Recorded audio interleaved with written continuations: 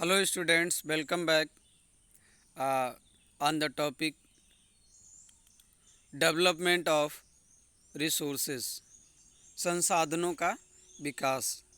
Resources are vital for human survival as well as for maintaining the quality of life. तो संसाधन मनुष्य के जीवन के लिए बहुत ही आवश्यक है और इसकी क्वालिटी ऑफ लाइफ मनुष्य के जीवन की गुणवत्ता बनाने में इसका विशेष योगदान है. It was believe that resources are free gifts of nature. ये विश्वास किया जाता है या माना जाता है कि जो संसाधन हैं ये प्रकृति के द्वारा मुफ्त में दिया गया एक उपहार है. As a result human being use them indiscriminately and this has led to the following major problems. तो जिसका परिणाम ये है कि मनुष्य इसका उपयोग अविवेकीपूर्ण कर रहा है, बिना सावधानी से इसका कर रहा है, अत्यधिक दोहन कर रहा है और and this has led to the following major problem, जिससे निम्नलिखित समस्याएं उत्पन्न हुई हैं. Depletion of resources for satisfying the greed of a new individuals. Depletion of resources for satisfying the greed of a few individuals. तो ये few individuals के जो है ग्रीड को सेटिस्फाई करने के चक्कर में संसाधन जो है ये इसका अत्यधिक दोहन हो रहा है, ये डिप्लेशन हो रहा है. Accumulation of resources in few hands. ज़्यादातर जो संसाधन है वो कुछ लोगों के कंट्रोल में है. Which in turn divide the society into two segments. जिससे सोसाइटी में दो भाग हो गए हैं, i.e. Haves and have nots. तो कुछ लोगों के पास संसाधन है, कुछ लोगों के पास नहीं है. आर रिच आर पुअर, या रिच और पुअर में लोग डिवाइडेड हो गए हैं. जिन लोगों के पास संसाधन बहुत सारा उपलब्ध है वो रिच कंसीडर किए जाते हैं और जिनके पास संसाधन नहीं है उनको पुअर कंसीडर करते हैं. Indiscriminate exploitation of resources has led to a global ecological crisis.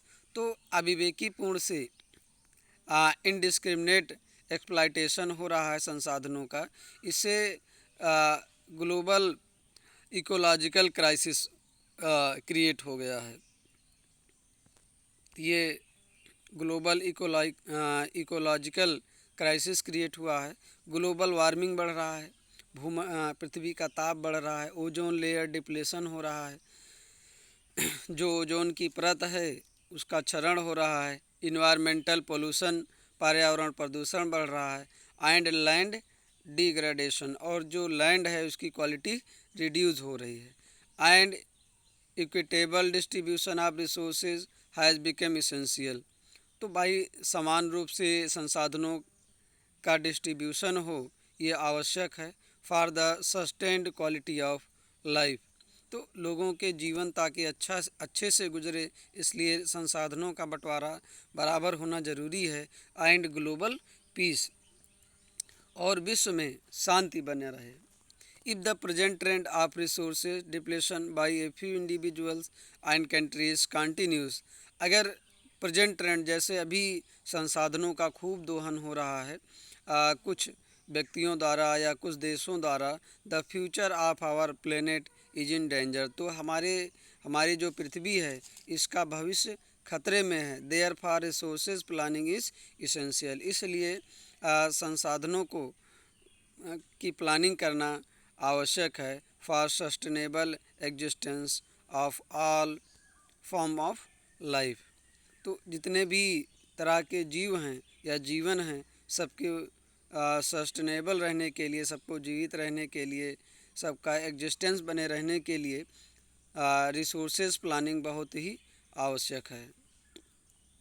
Sustainable existence is a component of sustainable development.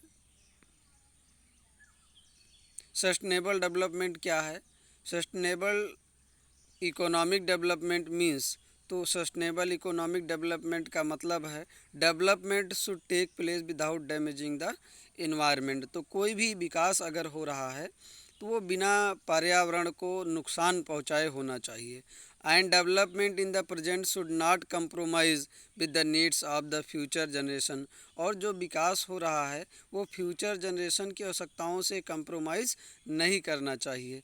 Means हमें फ्यूचर जनरेशन के बारे में भी सोचना चाहिए और जो भी संसाधन है वो हम ही अकेले ना दोहन करें, हमारे आने वाली जो पीढ़ियां हैं उनके लिए भी सुरक्षित रखें।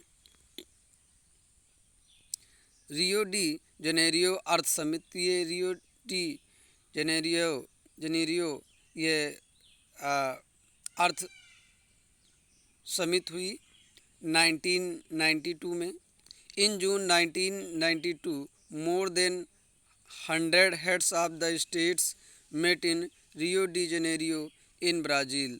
तो 1992 में जून में 100 से ज़्यादा स्टेट्स इसमें शामिल हुए।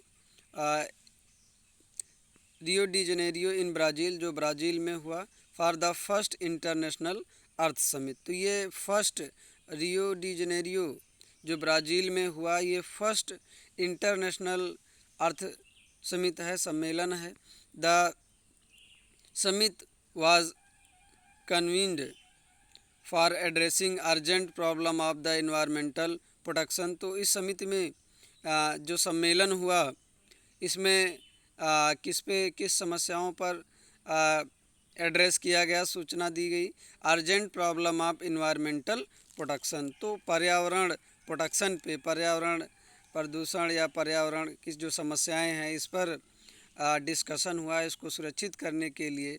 एंड सोशियो इकोनॉमिक डेवलपमेंट और सामाजिक और आर्थिक विकास पे जोर दिया गया एट द ग्लोबल लेवल, विश्व स्तर पे। The assembled leader signed the declaration on global climatic change. उसके बाद जो आए हुए जो नेतागण थे अन्य देशों से साइंड किए declaration on global climatic change.